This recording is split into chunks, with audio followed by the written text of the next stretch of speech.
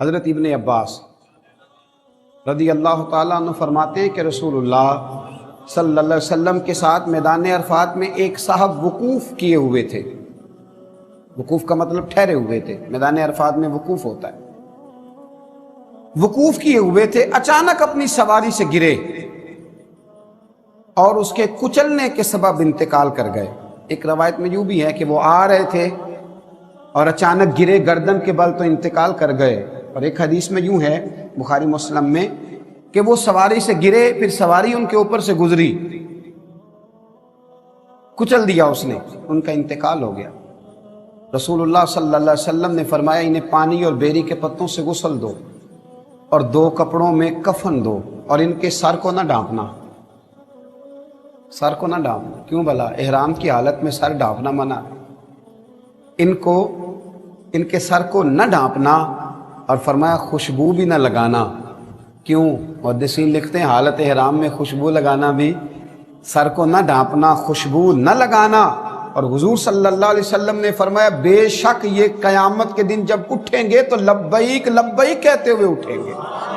ان کی زبان پہ جاری ہوگا لبیک اللہم لبیک لبیک لا شریک لک لبیک ان الحمد والنعمت لک والملک لا شریک لک لبیک۔ اور فضائل کو اس لیے بھی بیان کیا جاتا ہے کہ وہ لوگ جو اللہ تبارک و تعالیٰ کے گھر کا قصد اور ارادہ رکھتے ہیں اور جو اس جانب سفر کر رہے ہیں، ان کے دلوں میں یہ بات پیدا ہو کہ وہ کتنے عظیم کام کے لیے جا رہے ہیں، اور انہیں یہ احساس پیدا ہو کہ اللہ تبارک و تعالیٰ نے انہیں کتنی بڑی نعمت سے سرفراز فرمایا ہے۔ حج اسلامی عبادات کے اندر ایک بہت بڑی عبادت ہے۔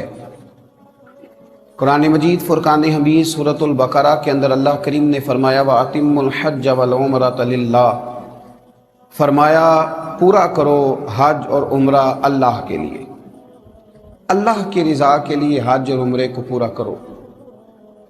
اس میں تمہاری رضا، تمہاری نیت، تمہارا ارادہ فقط اللہ تعالیٰ کی رضا کا ہونا چاہیے۔ ویسے تو تمام اسلامی عبادات کا ماحصل اور ان کا فلسفہ یہی ہے کہ اس میں اللہ تعالیٰ کی رضا کو پیش نظر رکھا جائے، لیکن یہاں حج اور عمرے کے معاملے میں بالخصوص جس چیز کی طرف زیادہ توجہ دلائی گئی وہ یہ ہے کہ تم نے یہ کام للہ، اللہ کے لیے کرنا ہے۔ یہ ایک ایسی عبادت ہے جس کا بہت زیادہ لوگوں تک خبر پہنچ جاتی ہے کہ فلاں آدمی عمرے کے لیے جا رہا ہے، حج کے لیے جا رہا ہے۔ ڈھیر سارے لوگ اس سے آگاہ ہو جاتے ہیں۔ ظاہر ہے انسان کو ڈیوٹی سے چھٹی کرنی ہے، جو روٹین کے وہ کام کرتا ہے وہ سارے کام اس نے چھوڑنے، گھر کے اندر وہ موجود نہیں ہے، گلی محلے کو، آنے جانے والے احباب کو جن سے وہ روز ملتا تھا، ان سب کو خبر ہو جاتی ہے کہ وہ حج کے لیے یا عمرے کے لیے گیا ہوا۔ اتنے سارے لوگوں کے درمیان اس نیت کی حفاظت سب سے پہلے ضروری ہے کہ میں اگر حج کرنے جا رہا ہوں تو اللہ کی رضا کے لیے جا رہا ہوں۔ اس میں کسی قسم کی کوئی نمود و نمائش، کسی قسم کا دکھلاوا، تصنع، ریاکاری، بناوٹ بالکل نہ ہونا چاہیے۔ نبی رحمت نور مجسم شفیع معظم صلی اللہ تعالی علیہ وآلہ وسلم نے حج کے جب فضائل بیان کیے اور حج بیت اللہ کی سعادت حاصل کرنے والوں پر اللہ کے انعام کو جب میرے حبیب کریم علیہ السلام نے بیان فرمایا تو بخاری، مسلم، ابن ماجہ اور ترمذی شریف کے اندر حدیث مبارکہ موجود ہے۔ حضرت ابو ہریرہ رضی اللہ تعالیٰ عنہ ارشاد فرماتے ہیں کہ نبی کریم صلی اللہ تعالیٰ علیہ وسلم کو میں نے خود ارشاد فرماتے ہوئے سنا کہ حضور فرمانے لگے جس نے حج کیا اور حج کے اندر کوئی فحش کام نہیں کیا، کوئی برا کام نہیں کیا، تو وہ جب واپس لوٹے گا تو گناہوں سے اسی طرح پاک ہو جائے گا جس طرح آج اپنی ماں کے پیٹ سے پیدا ہوا ہے۔ پہلے دن کا بچہ ہے، اس کے ذمے کوئی غلطی نہیں ہے، کوئی گناہ نہیں ہے، اس کے ذمے کوئی قرض نہیں ہے، اس کے ذمے کسی قسم کا کوئی فی الحال حقوق والا معاملہ نہیں ہے، ابھی وہ نابالغ ہے، اس پر کسی قسم کے فرائض لاگو نہیں ہیں۔ تو جس طرح وہ پہلے دن کا بچہ ہر گناہ سے پاک ہے، ہر حق سے بری ہے، اللہ تبارک و تعالیٰ نے اسے بالکل گناہوں سے پاک رکھا ہوا ہے، اسی طرح یہ شخص جو حج کر کے آیا ہے اللہ اسے بھی سارے گناہوں سے پاک فرما دیتا ہے، اسے پاک صاف کر دیا جاتا ہے۔ اب اس کا ذمہ ہے کہ یہ واپس لوٹے تو حقوق العباد کو ادا کرے، یہ محسوس کرے کہ اللہ تبارک و تعالیٰ نے اب مجھے معاف فرما دیا ہے، اب مجھے پھونک پھونک کر قدم رکھنا ہے، اب مجھے یہ احساس پیدا کرنا ہے کہ میں وہ شخص ہوں جو اللہ کے گھر سے ہو کے آیا ہوں، میں وہ شخص ہوں جو میدان عرفات میں رک کر کے آیا ہوں، جو مینا مزدلفہ کی حاضری سے واپس لوٹا ہوں، جس نے بیت اللہ کا طواف کیا ہے، اور میں وہ سعادت مند ہوں جسے مصطفیٰ کریم نے اپنے روضے پر کھڑے ہونے کا موقع عطا فرمایا ہے۔ اس ذوق کے ساتھ یہ واپس لوٹے اور اس شوق کے ساتھ یہ جائے کہ اس کو بدلنا ہے، اس کو بدلنا ہے۔ ہمارے ایک بزرگ تھے، ایک صاحب حج کے لیے جانے لگے تو ان سے کہنے لگے کہ میاں بوڑھے بھی ہو گئے ہو، عمر کا تقاضا بھی ہے، تو داڑھی شریف کیوں نہیں سجا لیتے؟ کہنے لگے میں جا رہا ہوں انشاءاللہ وہاں سے رکھ کے آؤں گا۔ یہ بھی بہت قیمتی بات ہے، اور بزرگ کسی کو نصیحت بھی کرتے ہیں تو نصیحت بھی اس طرح کرتے ہیں کہ بات دل میں اترنی چاہیے، بندہ قائل ہو جانا چاہیے، گھائل نہیں ہو جانا چاہیے۔ تو کہا بھئی داڑھی رکھ لو۔ کہنے لگے میں حضرت وہاں سے رکھ کے آؤں گا، حج کے لیے جا رہا ہوں۔ حضرت نے مسکرا کر تھپکی دی، فرمایا بات تمہاری بھی ٹھیک ہے، پر کیا ہی اچھا ہو کہ تم یہاں سے رکھ کے جاؤ اور حضور کی بارگاہ میں وہی چہرہ لے کے جاؤ جو میرے مصطفیٰ کریم کو پسند ہے، یہ کیا اس سے بھی زیادہ اچھا ہو؟ تو جب ہم ساری تیاریاں کر رہے ہوتے ہیں حج کی، تو ہمیں یہ احساس بھی اس میں ضرور ہونا چاہیے کہ میں اگر گھر والوں کا خرچہ دے کے جا رہا ہوں اس لیے کہ میں اپنے گناہ معاف کرانے جا رہا ہوں، تو مجھے کچھ حقوق العباد کا بھی خیال رکھ کے جانا چاہیے، مجھے قرضے بھی ادا کرنے کی کوشش کرنی چاہیے، میرے ذمے جن لوگوں کے حقوق ہیں مجھے وہ بھی ادا کرتے ہوئے رخصت ہونا چاہیے۔ یہ سارا احساس بھی ہمارے دلوں کے اندر پیدا ہونا چاہیے، اس لیے کہ جب ہم نے واپس لوٹنا ہے تو ہمارے گناہ رب کریم نے اپنے فضل سے معاف فرما دینے۔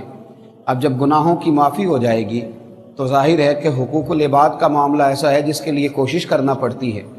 تو اللہ کے محبوب صلی اللہ علیہ وسلم نے حج کے فضائل کو بیان کیا۔ بعض احادیث ایسی ہوتی ہیں جن میں رکت ہوتی ہے، جن میں ذوق ہوتا ہے، جن میں بیان کرنے والے پر ایک کیفیت طاری ہوتی ہے۔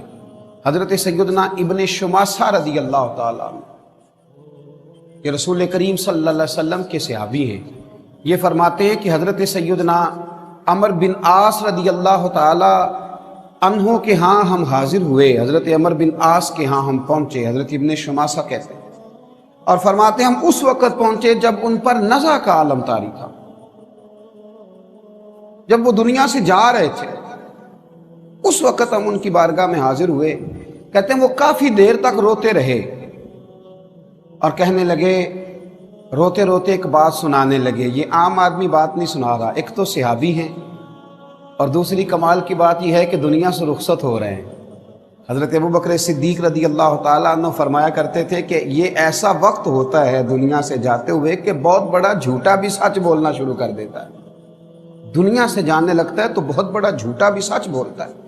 حضرت عمر بن عاص رضی اللہ تعالیٰ عنہ رونے لگے، اور جناب نے ابن شماسہ رضی اللہ تعالیٰ عنہ فرماتے ہیں وہ کہنے لگے کہ میری تیمارداری کرنے آنے والوں تمہیں ایک بات نہ سناؤں؟ ہم نے کہا محبوب کریم علیہ السلام کے غلام سنائیے۔ تو حضرت عمر بن عاص رضی اللہ تعالیٰ عنہ فرمانے لگے جب اللہ تعالیٰ نے میرے دل کے اندر اسلام کا شوق پیدا کیا، جب اللہ نے میرے دل میں ہدایت کا نور پیدا کیا، تو میں نبی کریم کی بارگاہ میں بیعت کے لیے حاضر ہوا۔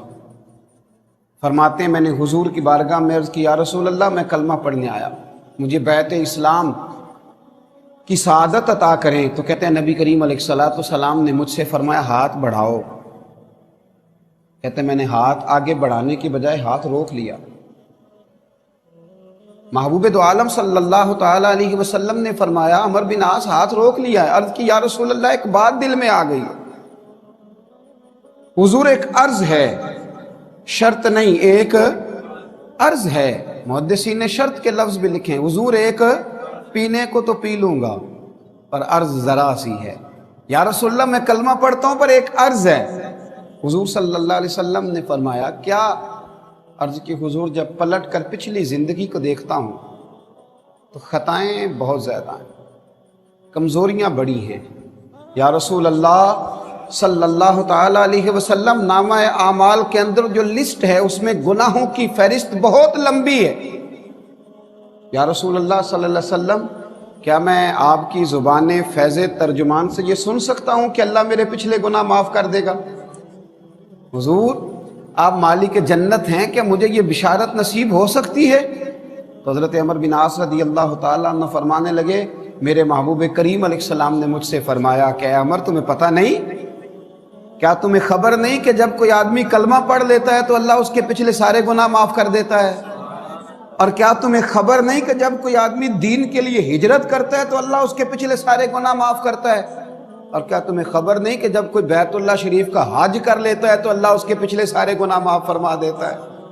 تو حضرت عمر بن عاص رضی اللہ تعالیٰ عنہ اس فضیلت کو، اس بات کی اہمیت کو سمجھیے کہ حج بیت اللہ کی فضیلت کو حضرت عمر بن عاص رضی اللہ تعالیٰ عنہ اپنے مرض وصال میں بیان، اور صرف حضرت عمر بن عاص نہیں بلکہ حضرت زازان رضی اللہ تعالیٰ عنہ بیان کرتے ہیں۔ دیکھیے کتنے خوبصورت نام ہیں حضور کے غلاموں کے۔ حضرت زازان رضی اللہ تعالیٰ عنہ بیان کرتے ہیں کہ حضرت ابن عباس رضی اللہ تعالیٰ عنہ حضور کے چچا زاد ہیں، فرماتے ہیں وہ بھی جب شدید بیمار ہوئے تو انہوں نے اپنے بچوں کو بلایا اور سب کو اپنے پاس جمع کیا۔ آخری وقت پتہ ہے ہمارے ہاں لوگ کیا وصیتیں کر رہے ہوتے ہیں، فلاں مکان فلاں کا ہے، فلاں جائیداد فلاں کی ہے، فلاں پیسے فلاں کے، یہ سونے کی بالیاں فلاں کی ہیں، اور فلاں جگہ پڑا زیور فلاں کا ہے۔ تو حضرت ابن عباس شدید بیمار ہیں، بچوں کو بلایا اور وصیت کیا کرتے ہیں؟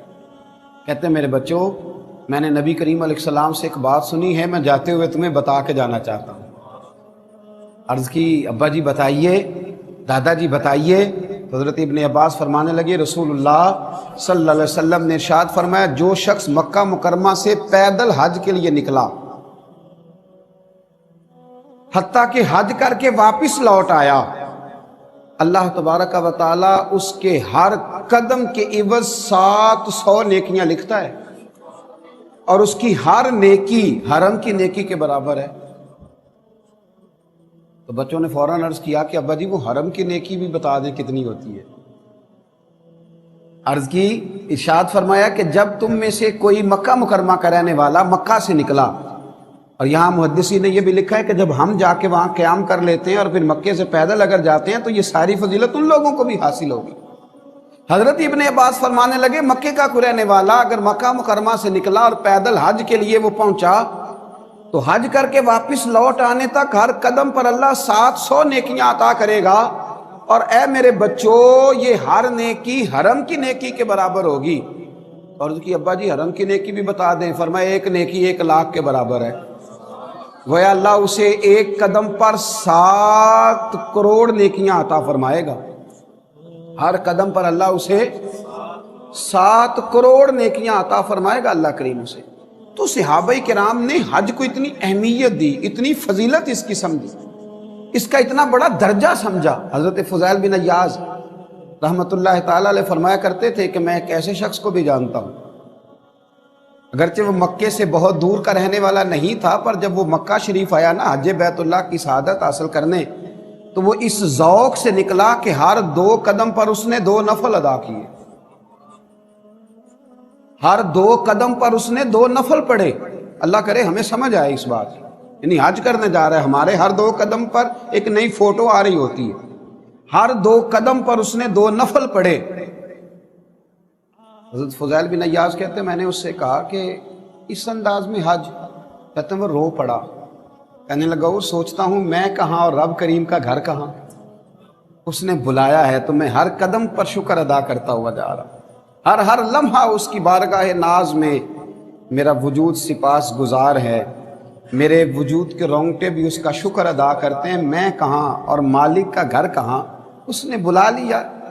تو حج بیت اللہ اتنی عظمت اور اتنی فضیلت والی چیز کہ میرے نبی رحمت نور مجسم شفیع معظم صلی اللہ تعالی علیہ وآلہ وسلم کے پیارے اور لاڈلے نواسے حضرت امام حسن بن علی رضی اللہ تعالی عنہما فرماتے ہیں کہ ایک شخص نا نبی کریم علیہ السلام کی بارگاہ میں حاضر ہوا تو اس نے عجیب ہی سوال پوچھ لیا۔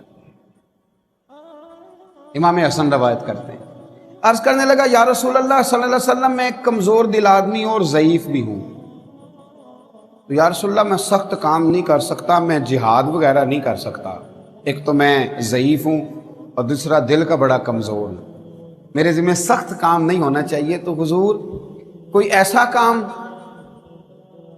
جہاد کا مجھے شوق ہے پر میں کر نہیں سکتا، کمزور دل ہوں۔ تو میرے حبیب کریم علیہ الصلوۃ والسلام نے فرمایا میں تمہیں ایسے جہاد کی طرف نہ لے چلوں، ایسے جہاد کی طرف تمہاری رغبت نہ دلاؤں جس میں ہتھیار ہی نہ اٹھانا پڑے اور جہاد بھی ہو جائے۔ عرض کی حضور وہ کون سا جہاد ہے؟ فرمایا جا کے بیت اللہ شریف کا حج کر کے آ۔ یہ ایسا جہاد ہے کہ جس میں تلوار بھی نہ اٹھانی پڑے گی لیکن تمہیں مجاہد فی سبیل اللہ کا اجر دے دیا جائے گا۔ میرے نبی کریم صلی اللہ تعالی علیہ وسلم نے حج کے فضائل بیان کیے۔ دیکھیں نا، اگر حضور کی زبان سے کسی چیز کا خالی نام بھی نکل جائے تو وہ بڑی شانوں والی ہو جاتی ہے۔ قرآن مجید کسی چیز کا اشارتاً بھی تذکرہ کر دے تو وہ شانوں والی ہو جاتی ہے۔ تو حج کتنی عظیم عبادت ہے جس کے جگہ جگہ میرے نبی پاک نے فضائل بیان فرمائے، کتنی عظیم عبادت ہے جس کے جگہ جگہ میرے نبی پاک نے فضائل بیان فرمائے، اور حضور نے ترغیب دلائی، نبی پاک صلی اللہ تعالی علیہ وسلم نے ترغیب دلائی۔ اور ایک حدیث تو ایسی ہے کہ جھوم جاتا ہے انسان کا وجود، اس کی روح جھوم جاتی ہے۔ کوئی کہتا ہے میں فلاں سیاسی جماعت ہوں، کوئی کہتا ہے میں فلاں سیاسی جماعت ہوں، کوئی کہتا ہے میں فلاں صوبے کی جماعت ہوں، کوئی کہتا ہے میں کچھ ہوں۔ حضرت جابر ابن عبداللہ رضی اللہ تعالیٰ عنہ فرماتے ہیں کہ نبی کریم صلی اللہ علیہ وسلم نے فرمایا حج اور عمرہ کرنے والے اللہ کی جماعتیں ہیں۔ اللہ اکبر، یہ کس کی جماعت ہے؟ اللہ اکبر، حج اور عمرہ کرنے والے یہ اللہ کی جماعت ہیں، حج اور عمرہ کرنے والے۔ اور کیا خوبصورت لفظ ہیں حدیث پاک کے، اللہ کرے یہ دلوں میں بیٹھ جائیں۔ اور پھر روح جو ہے وہ آواز نکالے گی کہ یا اللہ جلدی جلدی حج کی سعادت عطا فرما۔ فرمایا حج اور عمرہ کرنے والے اللہ کی جماعتیں ہیں۔ فرمایا اللہ ان کو بلاتا ہے، یہ حاضر ہوتے ہیں، تو وہ جو اس سے مانگتے ہیں رب اپنے فضل سے انہیں عطا کرتا ہے۔ یہ اللہ کی جماعتیں ہیں، اللہ بلاتا ہے تو حاضر ہوتے ہیں، اور پھر جو مانگتے ہیں رب اپنے فضل سے۔ اور ایک حدیث پاک میں تو حضور صلی اللہ تعالی علیہ وسلم نے یوں بھی ارشاد فرمایا جب صحابہ کرام علیہم رضوان نے عرض کیا نا یا رسول اللہ صلی اللہ علیہ وسلم حج کی فضیلت کیا ہے؟ نبی پاک علیہ السلام نے فرمایا کہ اللہ تعالیٰ کے پیغمبر حضرت داؤد علیہ السلام نے اللہ کی بارگاہ میں عرض کیا تھا الہی تیرے بندے تیرے گھر کی زیارت کو جب آتے ہیں تو انہیں کیا اجر عطا فرماتا ہے؟ یہ جو آ گئے اتنے سارے تو انہیں کیا اجر عطا کرتا ہے؟ اتنے سارے بندے تیری بارگاہ میں حاضر ہو گئے تو کیا اجر عطا کرتا ہے؟ اللہ اکبر۔ تو اللہ کریم نے فرمایا کہ ہر زائر کا حق ہوتا ہے کہ جس کی زیارت کرنے آیا ہے اسے کچھ نہ کچھ عطا کرے۔ فرمایا اے داؤد ان بندوں کا مجھ پر حق ہے، یہ اس کی شان کریمی ہے، ورنہ اس پر کس کا حق ہے؟ فرمایا میرے بندوں کا مجھ پر حق ہے، دنیا میں انہیں خیریت اور عافیت عطا کروں گا، اور جب قیامت میں مجھ سے ملیں گے تو ان کی بخشش کر دوں گا۔ یہ جو میرے گھر کی حضرت فضیل بن عیاض ایک بڑی شاندار بات کرنے لگے۔ ایک دن حاجیوں کے نا بہت بڑے جھرمٹ کو دیکھا، بہت بڑا رش دیکھا حضرت فضیل بن عیاض، تو رونے لگے۔ ایک صاحب قریب کھڑے تھے تو کہنے لگے حضور آپ رو کیوں رہے؟ تو آپ فرمانے لگے دعائیں ساری قبول ہو گئی ہیں اس لیے رو رہا ہوں، ساری دعائیں قبول ہو ساری۔ اس نے کہا حضرت آپ کو کیسے پتہ چلا ساری دعائیں قبول ہو گئی؟ فرمایا مجھے اپنے رب کی رحمت اور اس کا کرم نظر آ رہا ہے، دعائیں قبول ہو گئیں۔ کہا کس طرح؟ آپ فرمانے لگے یہ ہزاروں لاکھوں لوگ آئے ہیں، مجھے بتلاؤ اتنے لوگ اکٹھے ہو کہ اگر کسی دنیا دار کے دروازے پہ جائیں گے تو وہ مانے گا کہ نہیں مانے گا؟ وہ شخص بھی رونے لگا، کہنے لگا حضور بالکل مانے گا۔ تو فرمایا ہم تو رب کریم کے دروازے پہ آئے ہیں، وہاں تو ایک بندہ جا کے آنسو بہا دے تو وہ مان لیا کرتا ہے، ہم تو لاکھوں ہزاروں آئے ہیں۔ میرے دل میں احساس پیدا ہوا ہے کہ رب سب کی دعائیں قبول فرمائے گا، سب پر فضل کرے گا، سب کے لیے رحمت فرمائے گا۔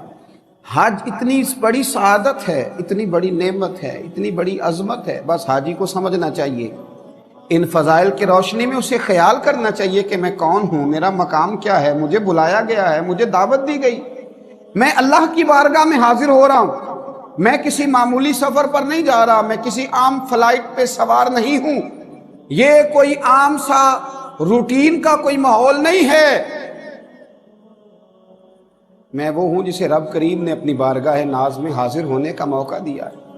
میں اس کے گھر کا دیدار کروں گا، میں اس کے گھر کی زیارت کروں گا، میں حجر اسود کے بوسے لوں گا، میں آب زمزم کے جام پیوں گا، میں جب عرفات میں جاؤں گا تو رب کریم سارے گناہوں کو معاف فرمائے گا، میں اس کی بارگاہ ناز میں حاضر ہونے کے لیے جا رہا ہوں۔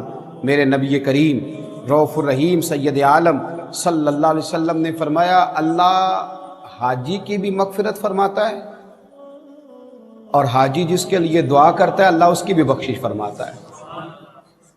اب دیکھیے نا، میدان عرفات میں جو سب سے زیادہ کرنے والا کام ہے وہ دعائیں کرنے والا ہے۔ میدان عرفات کی کوئی لمبی چوڑی عبادت نہیں ہے، 2 رکعتوں کی نماز ظہر ہے، 2 رکعتوں کی نماز عصر ہے، وہاں کرنا کیا؟ دعا، کھل کے دعا، کھل کے۔ حضرت ابراہیم ابن ادم کو لوگوں نے دیکھا کہ اتنی دعائیں مانگتے، اتنی دعائیں مانگتے، اور ایک دعا جب ایک دفعہ مانگ لیتے تو دوبارہ اس کو دہراتے ہی نہیں۔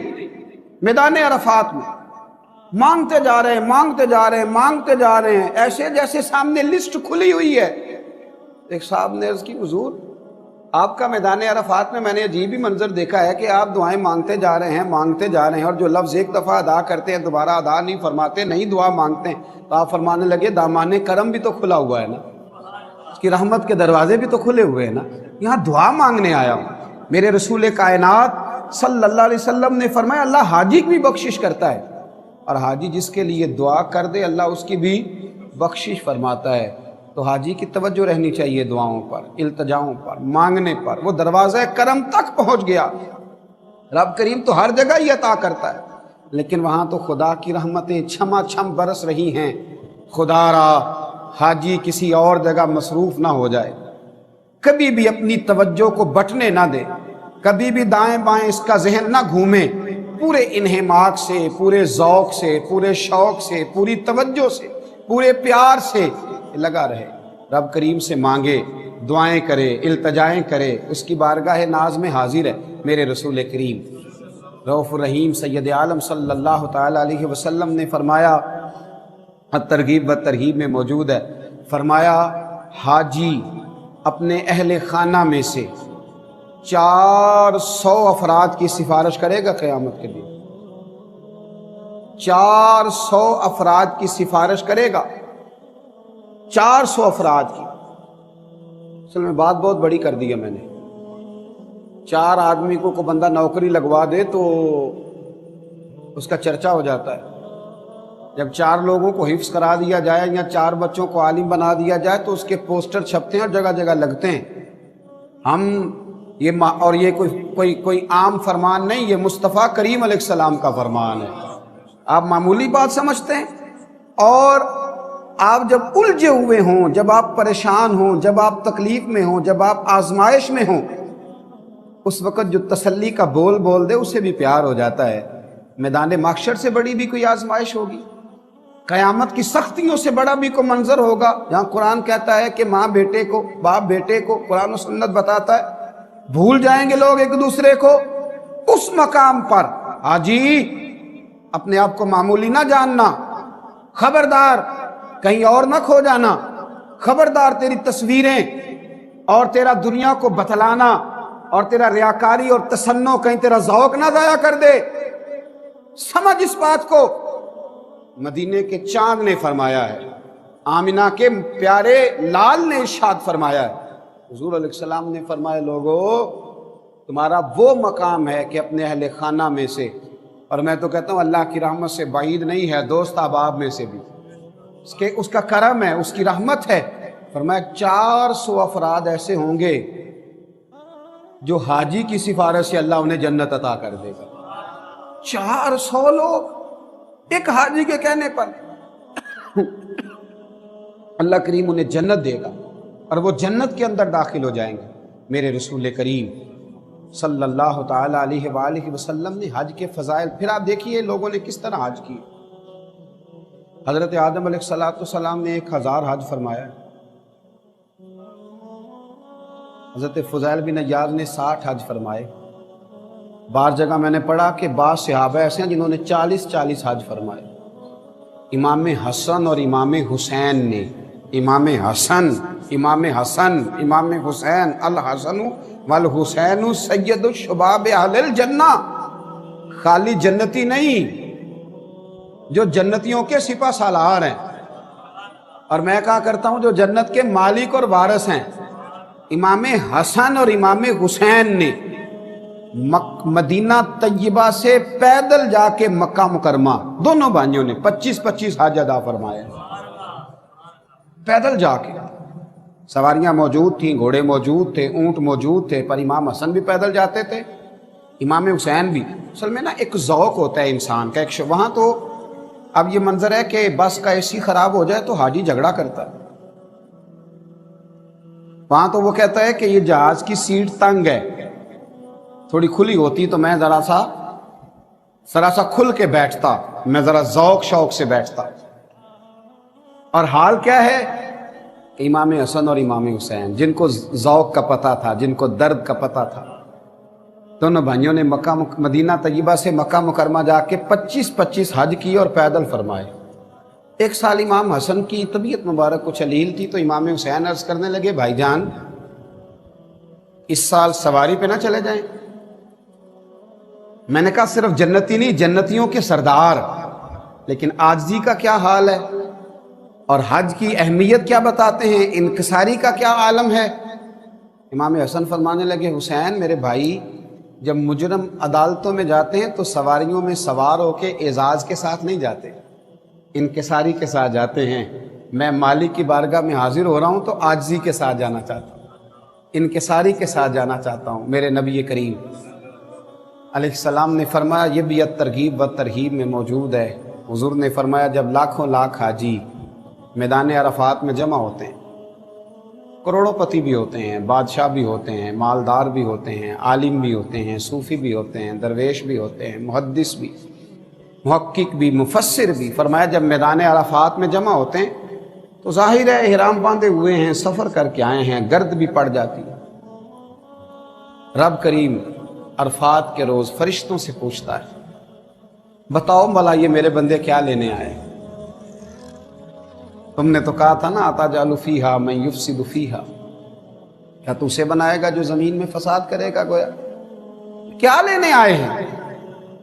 مالدار بھی ہیں، صاحب علم و فضل بھی ہیں، اور گھر میں آرام دہ بستر موجود تھا، کیا لینے آئے؟ فرشتے عرض کرتے ہیں، مالک یہ تجھے راضی کرنے آئے۔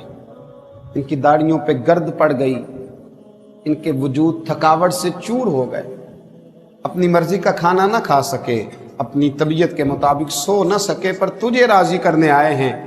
تو رب کریم فرماتا پھر گواہ ہو جاؤ، میں نے ان سب کی بخشش کر دی ہے، میں نے ان کے گناہوں کو معاف کر دیا، میں نے انہیں معاف کر دیا ہے، اس لیے کہ یہ میری خاطر آئے، اس لیے کہ یہ مجھے راضی کرنے کے لیے آئے ہیں۔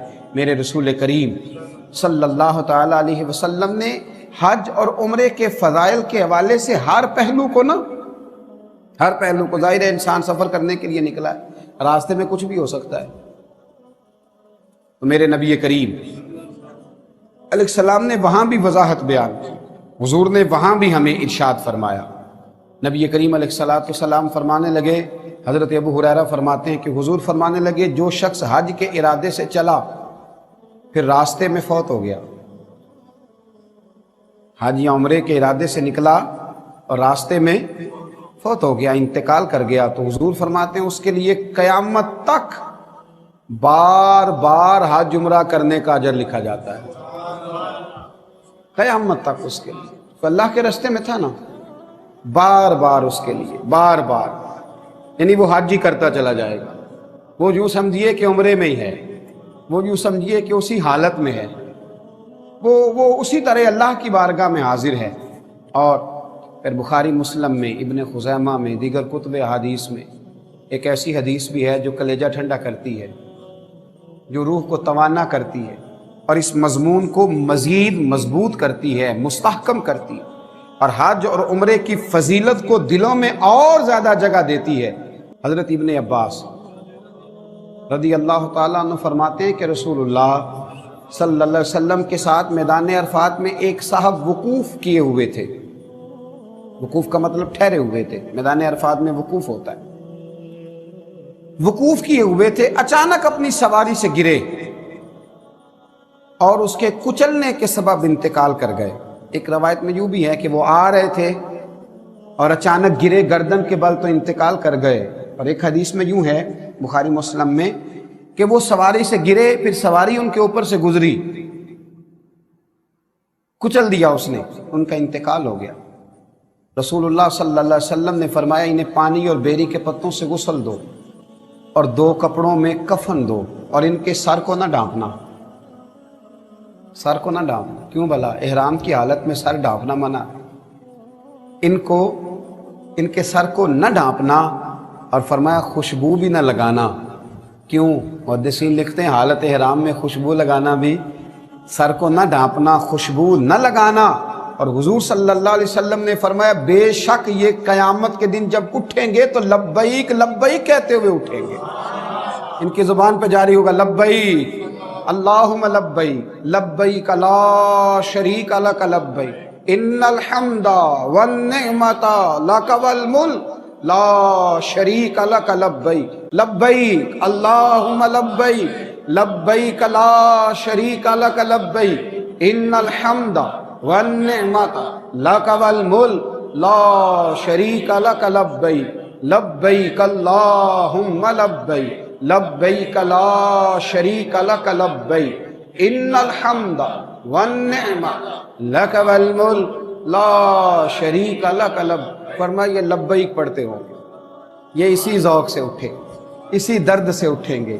ذرا ایک منظر تو بتائیے، جب لوگ قبروں سے خوف کے عالم میں اٹھیں گے، وَإِذَا الْقُبُورُ بُعْثِرَتْ، اور جب قبریں کریدی جائیں گی تو ایک شخص حالت احرام میں اٹھے، ایک شخص حالت احرام میں اٹھے اور لبیک لبیک کہتا ہوا اٹھے۔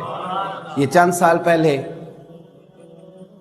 حج سے کچھ 4-5 مہینے کے بعد ایک بزرگوں کی میت ملی میدان عرفات سے، لیکن وہ لوگ بتاتے ہیں کہ کتنے مہینے گزر گئے، احرام بھی اسی طرح وجود پہ ہے اور چہرہ بھی تر و تازہ ہے، بہت مہینوں کے بعد میت ملی۔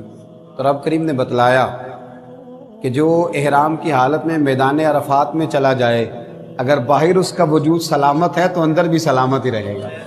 اور حضور علیہ السلام کا یہ فرمان، اس کی صداقتیں کہ یہ شخص اپنی قبر سے بھی لبیک لبیک کہتا ہوا ہی اٹھے گا۔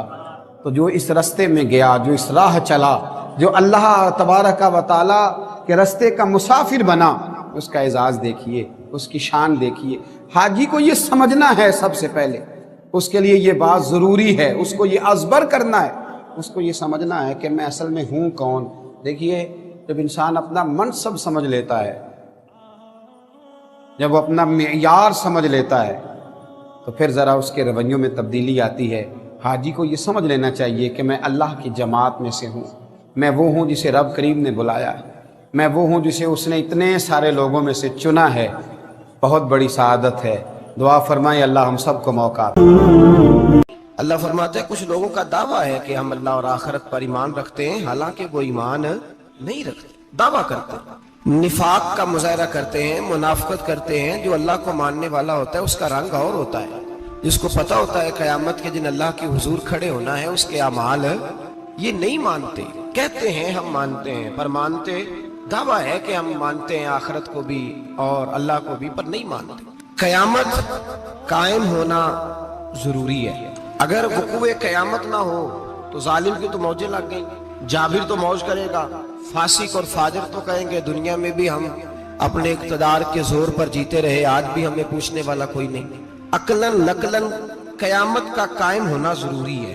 قیامت قائم ہوگی تو مظلوم کو اس کے ظلم پر داد رسی کی جائے گی اور ظالم کو سزا ملے گی۔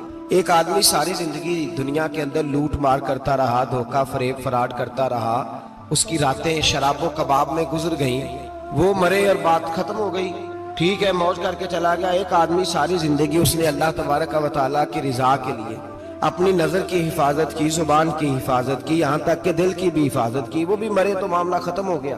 اس طرح تو پھر سرکش کا کچھ بنے گا ہی نہیں۔ نظام زندگی ساری اس کی سوچ ختم ہو کے رہ جائے گی اگر قیامت قائم نہیں ہوتی۔ قیامت کا قائم ہونا حق ہے، اس لیے قرآن مجید نے ایک جگہ پہ نہیں 20 جگہ پہ یہ بیان فرمایا ہے کہ قیامت ضرور قائم ہے، قیامت، اور وہ قائم ہو کر اپنے سارے لوازمات سمیت قائم ہوگی۔ میرے نبی پاک صلی اللہ علیہ وسلم نے فرمایا مظلوم کو حق ملے گا، ظالم کو سزا ملے گی۔ جابر اس دن اللہ کی بارگاہ میں رسوا کیے جائیں گے، جن پر جبر کرتے رہے انہیں اللہ کے حضور سے عطا کیا جائے گا۔ قیامت کا وقوع ہونا ضروری ہے، اور قیامت تو جب قائم ہوگی تب ہوگی۔ دنیا میں بھی ایسا ہوتا ہے، ظلم کا انجام ٹھیک نہیں ہوتا، جبر کا انجام، جھوٹ کی زندگی لمبی نہیں ہوتی، دھوکے، فریب، فراڈ، ملمہ سازی، ان چیزوں کی عمریں اللہ نے تھوڑی رکھی ہے۔ وقتی طور پر ظالم کو، دھوکے باز کو، جابر کو جو مہلت ملتی ہے وہ سمجھتا ہے میری سیاست کام کر رہی ہے، وہ سمجھتا ہے میں بڑا دانا ہوں، بڑا چالاک ہوں، دیکھ لو اتنے ظلم کے، جبر کے، دھوکے کے باوجود بنا ہوا ہوں۔ حالانکہ اللہ کی طرف سے اسے مہلت ملتی ہے، اور بڑا ہی مہربان ہے، مہلت اس طرح دیتا ہے کہ میرے نبی پاک علیہ السلام نے فرمایا جب میرا مسلمان نیکی کرتا ہے تو اللہ فرشتوں سے فرماتا ہے 70 گنا بڑھا کے لکھ لو اس کی نیکی، 70 گنا۔ اور جب گناہ کرتا ہے تو اللہ فرماتا ہے ٹھہر جب ابھی لکھنا نہ، اسے ٹائم دو۔ یا اللہ کتنا؟ فرمایا 24 گھنٹے تو دو، ہو سکتا ہے توبہ کر لے، یہ اس کی مہربانی ہے۔ اب وہ جو اللہ نے مہلت دی ہے نا کہ شاید توبہ کر لے، لوگ سمجھتے ہیں میری چالاکی کی وجہ سے نظام سیٹ چل رہا ہے، میں بڑا تیز ہوں، 2 4 5 باتیں بولتا ہوں سب صحیح ہو جاتا ہے۔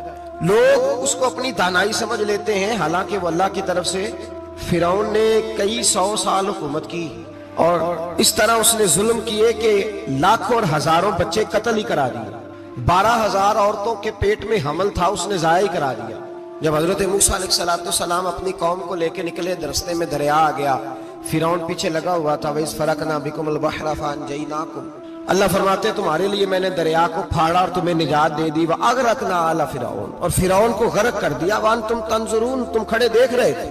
اب جب حضرت موسیٰ دریا کے کنارے پہنچے تو فرعون بھی پیچھے آیا۔ فرعون لوگوں سے کہا کرتا تھا کہ میں کہتا ہوں تو دریا چلتا ہے، میں کہتا ہوں تو ہوائیں آتی ہیں، میرے حکم کے پابند ہے سارے۔ جاگ رہے ہیں نا آپ حضرات؟ غور فرمائیے گا بات پر۔ دعویٰ تھا اس کا کہ میں کہتا ہوں تو نظام زندگی چلتا ہے۔ اب جب دریا کے کنارے پہنچی حضرت موسیٰ علیہ السلام تو اللہ نے حکم دیا کہ آپ عصا ماریں۔ جناب موسیٰ نے عصا مارا، 12 رستے بن گئے۔ اب حضرت موسیٰ کی قوم گزر رہی تھی تو فرعون سے پوچھنے لگے کہ تو کہتا تھا میرے حکم سے چلتا ہے، تو وہ تو حضرت موسیٰ نے ڈنڈا مارا ہے تو رستہ بن گیا ہے۔ باز نہیں آتا انسان باز بہانے بڑے ہیں اس کے پاس، بڑی دلیلیں ہیں، جھوٹ سچ بول کے اپنے آپ کو مطمئن کرتا ہے، آخر دم تک تبدیل ہونے کو تیار نہیں ہوتا، دلیلیں گھڑتا رہتا ہے، بناتا رہتا ہے، شور کرتا ہے جان بوجھ کے۔ بھئی تو کہتا تھا میرے چلانے سے چلتا ہے، تو باز ابھی بھی نہیں آیا۔ کہنے لگا میں نے ہی حکم دیا ہے کہ ذرا پھٹ جا، مجھے یہ زندہ چاہیے۔ باز رسی جل گئی، بال کہنے لگا میں نے ہی کہا ہے دریا کو کہ یہ مجھے زندہ چاہیے، میرے بھاگے ہوئے ہیں تو اس لیے پھٹا ہے، تو آؤ میرے ساتھ دریا کراس کرے۔ تو پتا تو ان کو بھی تھا نا جتنا تو رب بنا ہوا ہے، پتا تو تھا، سارے جانتے تھے۔ کہنے لگے تو پہلے کراس کر، اگر تو بچ گیا تو ہم بھی پیچھے آتے ہیں۔ اب چاروں ناچار۔ ایک روایت تو یہ ہے کہ یہ جب خدائی کا دعویٰ کرتا تھا نا، تخت پہ بیٹھا ہوتا تھا، تو ایک دن حضرت جبریل آئے اس کے پاس انسانی شکل میں، تو کہنے لگے میں بڑی دور سے آیا ہوں تو ایک مسئلہ پوچھنا تھا۔ کہا پوچھو۔ کہنے لگے ایک غلام تھا کسی بادشاہ کا، تو بادشاہ نے اسے تھوڑی دیر کے لیے ایک علاقے کی سربراہی دے دی۔ کتنی دیر کے لیے ہمیں سربراہیاں ملتی ہیں؟ کیوں جی؟ تھوڑی دیر کے لیے ملتی ہے نا، تھوڑی دیر کے لیے سربراہی دے دی ایک غلام کو۔ ذرا بات کو سمجھیے، حضرت جبریل پوچھتے ہیں، کہتے ہیں سربراہی مل گئی، اب وہ مالک ہی بن کے بیٹھ گیا ہے، وہ بات ہی نہیں سنتا، اس کو تھوڑی دیر کے لیے بنایا تھا، وہ تو خدائی کا دعویٰ کرنے لگا ہے، آپ بتائیں اس کا انجام کیا ہونا چاہیے؟ یہ مسئلہ پوچھنے آیا ہوں۔ تو فرعون کہنے لگا اس کا انجام یہ ہے کہ اسے پانی میں گوتے دے دے کے مار دے۔ انجام کیا ہے؟ بولیے کیا انجام ہے؟ کیا انجام ہے جی؟ پانی میں، اللہ اکبر، اپنی سزا تجویز کر رہا ہے۔ اس کی سزا کہ اسے پانی میں گوتے دے دے کے مارو ظالم کو۔ اسے تھوڑی دیر کے لیے بنایا تھا اور وہ چھائی گیا ہے، قبضہ ہی کر گیا ہے۔ حضرت جبریل کہنے لگے جی آپ لکھ کے دے دیں گے؟ کہنے لگا لاؤ لکھ دیتے ہیں۔ لکھوا لیا، جناب جبریل رکا لے کے تشریف لے گئے۔ اب جب فرعون دریا میں آیا نا تو اللہ نے حکم دیا مل جا۔ جب دریا ملا چیخنے لگا تو حضرت جبریل آئے، کہنے لگے تیرا ہی فتویٰ ہے، یہ تیری سزا ہی ہے نا، ہم بھی بڑی سزائیں تجویز کرتے ہیں، یہ جھوٹا ہے جی، اس کا تو فلانا علاج ہونا چاہیے، تو اگر تو جھوٹ بولے تو یہ فلانا بڑا جاور ہے جی، اس کے ساتھ اس طرح ہونا چاہیے، تو اگر تو یہ کام کرے تو جو سزا تو لوگوں کے لیے تجویز کر رہا ہے تو اپنے بارے میں بھی سوچ. اب جب غوطے آئے نا آخری وقت دیکھا وہ فرعون جو کہتا تھا میری مرضی سے دریا چلتا ہے. علامہ صابی نے تفسیر صابی میں لکھا ہے تڑپ کے رونے لگا. جب یہ مزاج ہے ایک دفعہ اوپر آتا ہے آدمی جب دریا میں جاتا ہے اوپر آیا تو چیخنے او میرے حواریو خدا کا واسطہ مجھے بچاؤ. کہنے لگے تو کہتا تھا میری مرضی سے چلتا ہے. بے بسی ہے تڑپتا ہے روتا ہے وارث شاہ مان کری نہ وارثہ دا رب بے وارثہ کر کے مار دائی. تڑپ رہا ہے چلا رہا ہے کوئی مدد کو نہیں پہنچتا. اب جب آخری غوطہ آیا تو کہنے لگا آمنا برب موسیٰ و ہارون. میں موسیٰ کے رب کو بھی مان گیا ہارون کے رب کو بھی. اللہ نے فرمایا نہیں اب تیرا ماننا قابل قبول ہے. اس وقت ماننا تھا جب تجھے مہلت دی تھی جب تو جوان تھا. بڑھاپا آتا ہے بیماری آتی ہے جوان آدمی بیماری کا شکار ہوتا ہے تو کہتا ہے یا اللہ ایک دفعہ صحیح کر دے میں ساری پڑھا کروں گا. ایک دفعہ ٹھیک کر دے میں مسجد میں رہوں گا. میں اگلے سال اعتکاف بھی کروں گا. میں ساری تراویحیں پڑھوں گا. تو اس وقت پڑھنی تھی جب تجھے مہلت دی تھی. اس وقت پڑھنا تھا جب اللہ نے تجھے آسانی دی زندگی دی. اگلا وقت یہ حال ایک کا نہیں ہوا. نمرود کو دیکھ لیں حضرت ابراہیم علیہ السلام کو کہتا تھا میں رب ہوں. آپ نے فرمایا رب تو وہ ہے جو زندہ کرتا اور مارتا ہے. ایک موت کا قیدی بلایا کہنے لگا ہاں بھائی کتنے دن رہ گئے تھے پھانسی میں. کہنے لگا جی پرسوں ہونی تھی. کہا جا تجھے آزاد کیا لو میں بھی زندگی دیتا ہوں. ایک بے گناہ آدمی کو پکڑ کے قتل کر دیا کہتا میں بھی مارتا ہوں. حضرت ابراہیم علیہ السلام کہنے لگے تو بیوقوفوں جیسی دلیلیں دے رہا ہے. چل اس طرح کر میرا رب سورج مشرق سے نکالتا ہے تو اگر رب ہے تو مغرب سے نکال کے دکھا. اب دلیل کا جواب کوئی نہیں تھا تو کہنے لگا پکڑو اور آگ میں ڈال دو. اللہ کے نبی کو آگ میں ڈالنے والا. یہاں ایک مچھر بیٹھا ہے 400 سال حکومت کی اور خدائی کا دعویٰ کیا. یہاں مچھر بیٹھا تھا چھینک آئی تو مچھر اندر چلا گیا. پہلے دربار کا ادب یہ تھا کہ جو آئے سجدہ کرے. اب اس کے سر پہ کوئی چیز مارتا تھا تو اسے سکون ہوتا تھا. مچھر تھوڑی دیر کے لیے اس کا دماغ چھوڑتا تھا. او بھائی یہ اس دھرتی پہ اللہ نے لوگوں کو نظارے دکھائے اور ہمیں سمجھانے کے لیے دکھائے. ہمیں تفکر کی غور کی دعوت دی کہ دیکھ لینا اپنے عمل کو پرکھنا. تمہارے عمل حضرت موسیٰ کے فرما برداروں جیسے ہیں جناب ابراہیم کے فرما برداروں جیسے ہیں یا بن کے بیٹھ گئے ہو. اب دربار کا ادب یہ ہے بے بسی کا یہ حال ہے کہ جوتے لٹکتے ہیں دربار میں. جو آتا ہے جوتا کھینچتا ہے. اور ادب یہ ہے کہ 10 جوتے نمرود کے سر پہ مارو. اور 400 سال جوتے لگتے رہے. روتا تھا جو آدمی آتا تھا منتیں کرتا تھا کہتا تھا کہیں سے کوئی دوائی مل جائے گی. پاگلوں جیسی زندگی گزاری پاگلوں جیسی سخت. وہ تو حساب وقوع قیامت تو حساب ہوگا ہی. یہاں لوگ پاگل ہو کے مرتے ہیں معذاللہ نفسیاتی مریض ہو کے مرتے ہیں. یہاں آخری وقت اتنا سخت آتا ہے کہ دنیا موت کی دعائیں مانگتی ہے. میرے بھائی جب انسان ظلم کرتا ہے تو بھول جاتا ہے کہ شاید مجھے پوچھے گا کوئی نہیں. جب وہ زیادتی کرتا ہے تو بھول جاتا ہے. جب وہ کسی کا حق کھاتا ہے تو وہ کہتا ہے شاید اس کا تو وارث ہی کوئی نہیں جس کو میں لوٹ رہا ہوں. لیکن جب اللہ کی پکڑ آتی ہے. حجاج بن یوسف ظالم تھا. اس نے اچھے کام بھی کیے تھے. قرآن پاک پر زیر زبریں آراب حجاج بن یوسف نے لگوایا. محمد بن قاسم کو ہندوستان سندھ کے علاقے فتح کرنے بھی حجاج بن یوسف نے بھیجا تھا. ساری خوبیاں اپنی جگہ پر ظالم بہت بڑا تھا. کسی آدمی نے اس کے سامنے کونے کی طرف منہ کر کے ساتھ والے سے بات کر لی تو کہنے لگا میرے خلاف کیا اس کو لے جاؤ 2 ٹکڑے کر کے واپس لے آؤ. توتی بولتا ہے نا اقتدار. جب کسی کے ہاتھ اقتدار ہوتا ہے نا وہ چاہے ایک گھر کا ہی کیوں نہ ہو. وہ 10 بندے فیکٹری میں کام کرتے اور جو ان کا مالک ہوتا ہے وہ کہتا میں مالک ہوں مجھے مانو. جب تو صاحب اقتدار ہوتا ہے نا جب تو سسر بن کے بیٹھتا ہے اور کسی غریب گھر کی بہو آتی ہے 2-4 تو کہتا میرا اقتدار ہونا چاہیے. جب میں کھانسنے لگوں تو ہر آدمی کے ہاتھ میں ٹشو پیپر ہونا چاہیے. جب میں بولنے لگوں تو بندے ہوئے ہاتھوں سے ہر آدمی جی کرتا ہوا کھڑا ہونا چاہیے. جس آدمی کا اور یہ کام بہو بھی کرتی ہے کئی دفعہ وہ بھی کہتی ہے کہ تمہیں پتا نہیں میں کتنا لمبا چوڑا جہیز لے کے آئی ہوں. جب میں سونے کے لیے اپنے بیڈ روم میں جاؤں تو خبردار بوڑھے بابے کو اجازت نہیں کہ وہ کھانسے. اماں کو چاہیے کہ اگر اس کو بڑی سخت پیاس بھی لگی ہے تو میرے سوتے باورچی خانے میں برتن نہ کھٹکھٹائے. جو جہاں بھی جس اسٹیج پہ بھی بیٹھتا ہے وہ کہتا ہے کوئی نہیں مجھے پوچھنے والا میں مطلق العنان ہوں. جوان بوڑھوں کا مذاق اڑاتے ہیں سمجھتے ہیں شاید کبھی بوڑھے نہیں ہونے. مذاق اڑاتے ہیں. تندرست لوگ بیماروں کا مذاق اڑاتے ہیں شاید کبھی بیمار نہیں ہونا. حجاج بن یوسف ظالم تھا ظلم کرتا تھا زیادتی کرتا تھا. حضرت سعید بن جبیر ایک تابعی بزرگ تھے. اتنے بڑے بزرگ تھے کہ ساری رات نماز پڑھتے تھے سارا سال روزہ رکھتے تھے. ایک دن انہوں نے منبر پہ بیٹھ کے کہا کہ حجاج ظلم سے باز آ جائے ورنہ اللہ کی لاٹھی بڑی بے آواز ہے. اللہ کی لاٹھی، اس کا کیا مطلب ہوتا ہے؟ اس کا مطلب ہے جب رب کی لاٹھی چلتی ہے تو اس کی آواز جی، اس کا پہلے کوئی پیغام، وہ پہلے اعلان نہیں کرتا کہ تگڑے ہو جاؤ لاٹھی چلنے لگی ہے، لاٹھی چلتی ہے پر اس کی آواز، سمجھ آ رہی ہے میری بات کی؟ جمعۃ الوداع کے لیے تشریف لانے والے عوام خاص غور فرمائیے گا۔ حجاج بن یوسف کو پتا چلا کہ حضرت سعید بن جبیر نے میرے خلاف بات کی، بلا لیا، کہنے لگا تو نے میرے خلاف بات کی ہے؟ فرمانے لگے کی ہے۔ کہنے لگا تجھے پتا ہے میں قتل کر دوں گا؟ آپ فرمانے لگے نہ تو زندگی کا مالک ہے نہ موت کا مالک ہے، تو کیسے قتل کر؟ کہنے لگا تجھے پتا ہے میرا؟ فرمایا میں نے تجھے نہیں، میں نے تو کئی شداد، کئی حماد، کئی قارون، کئی فرعون، کئی نمرود دیکھے، کئیوں کی داستانیں سنی، تو کون ہے؟ تو چھوٹا سا ہے۔ ایک جملہ ہے مولا جلال الدین رومی کا، بڑے درویش تھے، ایک بات کہہ گئے، کہنے لگے نمرود جتنے پیسے نہیں، فرعون جتنی حکومت نہیں، قارون جتنی دولت نہیں، ورنہ فرمانے لگے میرے زمانے میں بھی کئی لوگوں کا خدا بننے کو دل کرتا ہے، کئی لوگوں کا دل کرتا ہے، لیکن نمرود جتنے پیسے، فرعون جتنی طاقت اور قارون جتنی دولت نہیں، ورنہ ہو سکتا ہے لوگ دعویٰ کر جائیں معاذ اللہ ثم معاذ اللہ۔ یہ آج سے کئی سو سال پہلے وہ کہہ رہے ہیں، آج تو حالات بڑے ابتر ہیں، اس کی نسبت خطرناک۔ فرمانے لگے حضرت سعید بن جبیر تو زندگی موت کا مالک نہیں، کہنے لگا پکڑو، قتل کرو اسے، لے جاؤ۔ جب پکڑ کر کھینچ کر لے جا رہے تھے نا تو حضرت سعید بن جبیر مسکرانے لگے۔ اب ظالم کے سامنے مسکرائے تو اس کو بڑا غصہ آیا، یہ میرا مذاق اڑاتا ہے؟ بلا لیا، ادھر آؤ، کیوں مسکرا رہے ہو، کیا ہوا؟ تو حضرت سعید بن جبیر کہنے لگے میں مسکرا رہا ہوں تیری بیوقوفی پر اور اپنے اللہ کی دی ہوئی ڈھیل پر، میں مسکرا رہا ہوں کہ یا اللہ کیا بات ہے، کیا تیرا شان ہے، کیسے لوگوں کو ڈھیل دی ہوئی ہے، میں مسکرا رہا ہوں تیری بیوقوفی پر کہ تو سمجھتا ہے شاید مجھے پوچھنے والا کوئی نہیں۔ کہنے لگا اس کو باہر نہ لے جاؤ، میرے سامنے قتل کرو۔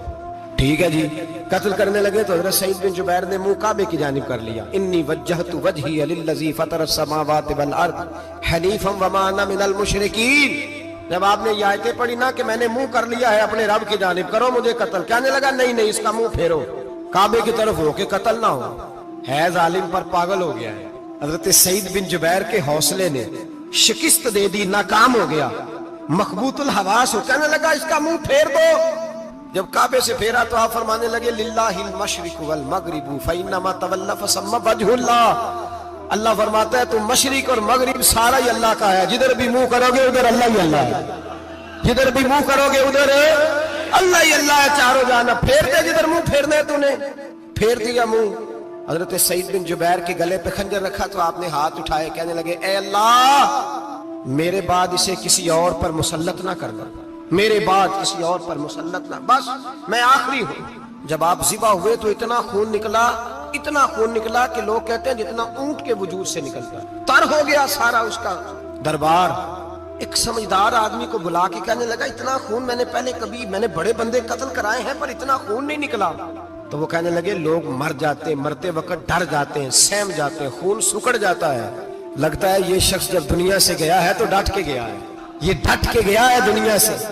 حجاج بن یوسف رات کو سویا تو تڑپ کے اٹھا، کیا ہوا؟ گھر والے کہنے لگے کیا ہوا؟ کہنے لگے سعید بن جبیر خواب میں آئے اور کہتے ہیں اٹھ مجھے بتا تو نے مجھے کیوں قتل کیا، بتا بتا کیوں مارا۔ اگلی رات پھر سویا تو وہی خواب، پھر سویا تو وہی۔ گناہ نفسیاتی مریض بنا دیتا ہے، ظلم تجھے مخبوط الحواس کر دیتا ہے۔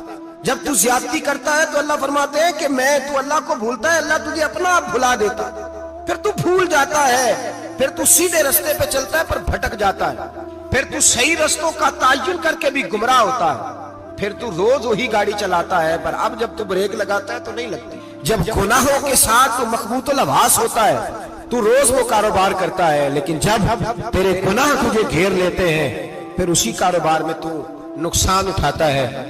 حجاج بن یوسف تڑپتا ہے، روتا ہے، یہاں تک کہ بیمار ہو گیا، پیٹ میں درد ہوتی ہے، پتہ نہیں کیا ہوا، تکلیف ہوتی ہے، پتہ نہیں، سارے حکیم، طبیب، ڈاکٹر، کوئی نہ سمجھ سکا کہ بیماری کیا ہے۔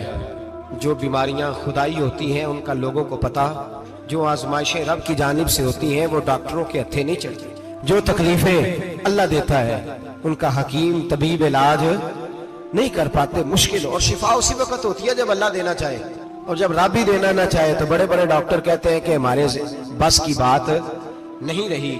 بغداد سے حکیم آئے، پیٹ دیکھا، کہنے لگے نہ تیرے معدے میں کوئی دقت ہے، نہ تیرے جگر میں، نہ کسی اور جگہ، ماجرا کیا ہے؟ ایک آخری علاج ہے، آخری، وہ کیا؟ گوشت کا چھوٹا سا ٹکڑا دھاگے کے ساتھ باندھ کے منہ میں ڈالا، اور پھر ایک باریک سا تنکا لے کے اس کو اندر ڈالنے لگے گلے میں۔